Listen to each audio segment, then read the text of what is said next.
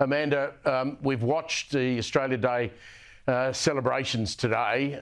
A lot of it has been overrun by protest marches through all of the major capitals. Melbourne in particular was overrun by, someone at one point estimated 100,000 people perhaps.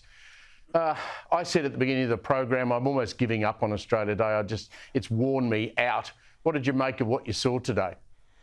Look, it's hard because, look, I'm pro-protest, but I'm also pro don't interfere with what other people are trying to do while you're protesting. And let's face it, if we want to take a positive approach here, it put a light on Australia Day. Everyone's talking about Australia Day. You know, I was at a ceremony today where 500 people became citizens and I was an ambassador for a council, and it was the most beautiful thing. And let me tell you, not a single person there knew about the protest or actually cared about it. So it's good that we're talking about Australia Day. It's not so good there are people that don't particularly want to celebrate it, but I do believe that everyone has a right to like or dislike something and protest or not, as long as it's done in a decent and respectful way.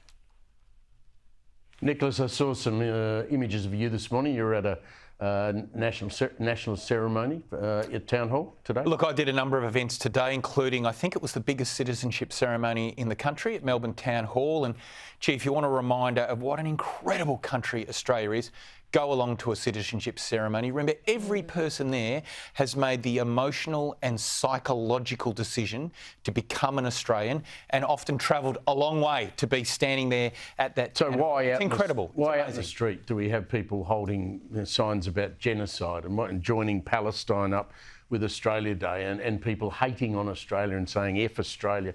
I mean, you contrast what you saw with those people who want to get an Australian passport and have a life here in the greatest country in the world with what we saw out in the street. Now, I don't get that. Look, I think the complex truth of modern Australia is that Australia Day means different things to different people, and for a very significant portion of the Australian community, particularly Indigenous Australians, it's a day of mourning.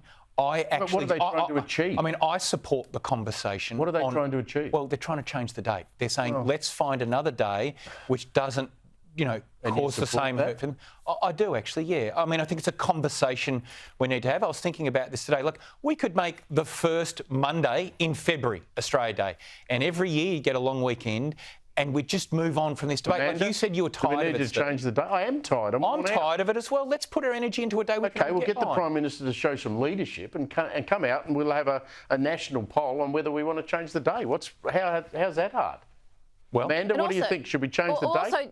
No, we shouldn't. But also, this is a massive distraction of what other things the government's doing that we don't know about. So we have to be very careful that we're not being distracted by this discussion and protests and people being quite radical and say, well, hang on a minute, what's been going on? So that, the discussion's going off the tax cuts when we should be talking about that. So let's just make sure we don't fall down the rabbit hole and being distracted by what's really going on.